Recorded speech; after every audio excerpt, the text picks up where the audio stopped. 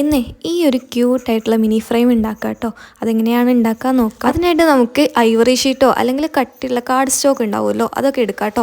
ഈ ഒരു പേപ്പറിൻ്റെ ലെങ്ത്ത് എന്ന് പറയുന്നത് 17 സെൻറ്റിമീറ്ററും വിഡ്ത്ത് എന്ന് പറയുന്നത് 15 സെൻറ്റിമീറ്ററും ആണ് കേട്ടോ വരുന്നത്. എന്നിട്ട് നമ്മൾ ഇതുപോലെ ഓരോ സെൻറ്റിമീറ്റർ ഗ്യാപ്പ് ഇട്ടിട്ട് 4 വര വരയ്ക്കുന്നുണ്ട് കേട്ടോ. ഇത് കാണുമ്പോൾ നിങ്ങൾക്ക് മനസ്സിലാവും അത് ഓരോ സെൻറ്റിമീറ്റർ ആണ് കേട്ടോ. 1 സെൻറ്റിമീറ്റർ അങ്ങനെയാണ് വരുന്നത്. പിന്നെ നമ്മൾ ഇതുപോലെ ചെയ്തെടുക്കാം കേട്ടോ. ഈ ഒരു വീഡിയോ കറക്റ്റായിട്ട് നോക്കിയിരുന്നാൽ നിങ്ങൾക്ക് മനസ്സിലാവും എങ്ങനെയാണ് ഉണ്ടാക്കുക എന്ന്. ഒട്ടുമിക്ക എല്ലാവർക്കും ഇതുപോലത്തെ ഫ്രെയിം ഉണ്ടാക്കാൻ അറിയായിരിക്കും. അറിയാത്തവരാണെങ്കിൽ ഒന്ന് ചെയ്ത് നോക്കൂ കേട്ടോ. നല്ല സിമ്പിളായിട്ട് നമുക്ക് ചെയ്തെടുക്കാവുന്നതാണ് കേട്ടോ.